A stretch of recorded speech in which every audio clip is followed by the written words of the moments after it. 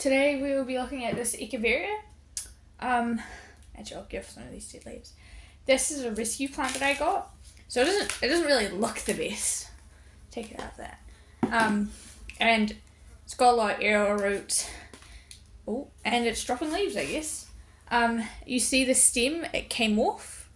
I had it when it was just a stump, and it has grown all these new things. Yeah, it's quite a beautiful plant. It's got aerial roots that I don't really know what to do with. So, they're pretty fun to do. I have multiple Echeveria species. This is one I actually don't know the species of, it's just an Echeveria. But I have topsy-turvy Echeverias, a bunch of Echeverias, supposed to say. And this is just an example of one of them. I actually have two ones like this. Oh my gosh, the dead leaves. Two of them, these two, and I have another one that looks a bit duller than this, doesn't look as good. But another thing good with Echeverias, actually, I don't have an example to show you because they're all outside, but with these little leaves, usually you wait until they're bigger, around the size of that, if not bigger. And what you do is, obviously you take them off, like this one is. Sometimes you can let them dry out, sometimes you don't. It just depends on your preference.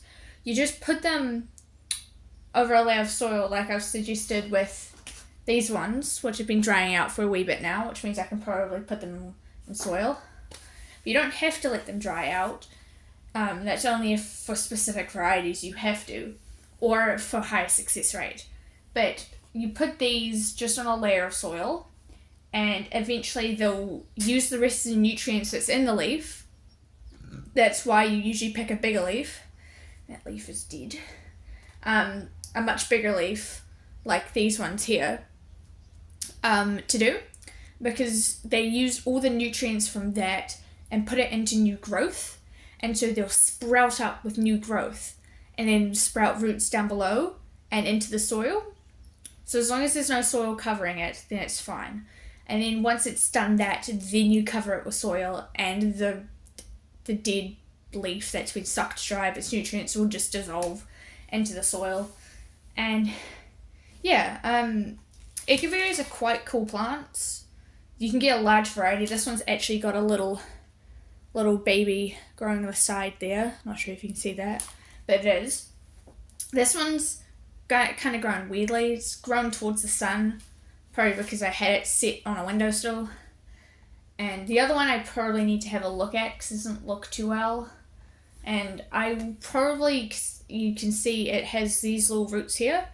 I will actually do it now because I don't really need this plant, at least not the stem. So you could chop, this is also another idea, chop them off at the stem, like I did with some of the jade plants, and we'll pop that in water. The smaller ones will leave, but the big hefty stems that have lots of little roots on them, that one does not. But there's another good stem down here. Actually, we don't want that stem at all. It has no leaves on it. That's... Oh, it does have leaves. Yeah. That does have leaves on it. I just couldn't see it. And those are its roots. Don't pull on them too hard or, like that example, will come off. Yeah, I'll probably chuck that in water for about a day, then put it in soil. Depends really. Do any of other... You have roots, so I'll take you. That also, once I de-leaf it, has roots. Just little red roots. I don't think the rest of these do. I'll just...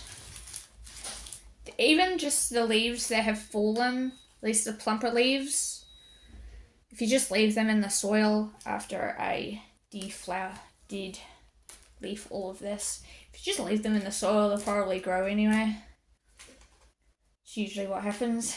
So I'll put these back in, just on a slight layer. No soil over top of them. That's a good example, actually. Just put a light dusting. No soil. We don't want soil on top of them. Let that other leaf go. And those will probably root eventually, hopefully. I'll show some examples in the next video where I might, what should I do next video? I might either show my topsy-turvy Echeveria, which is the big plant here, or this mistletoe cactus. Not mistletoe. I think this is no, it's a pine.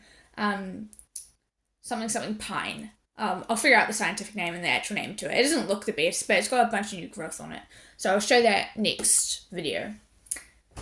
Yeah, I'll show that next video, plus the babies off, not the babies off this one specifically, but the babies we have grown from Echeverias. And yeah, it's nothing much new. They're easy plants to look after. They don't take much. At least give them sun. Yeah, they're similar. They're not anywhere related to semperviviums, but similar requirements. Though semperviviums don't hold as much water, so they probably require watering more often. But these hold a lot more water because they have much fleshier leaves. Same with jade plants, which would also need more water. And yeah, that's Echeverias. The topsy-turvy Echeveria is a lot bigger, so I may have to take the video outside for it. But yeah, lot of varieties of Echeveria. This one's just a common variety that I have. It was a rescue plant. It was like $2 and it was not in the best of health. And yeah, that's my Echeveria.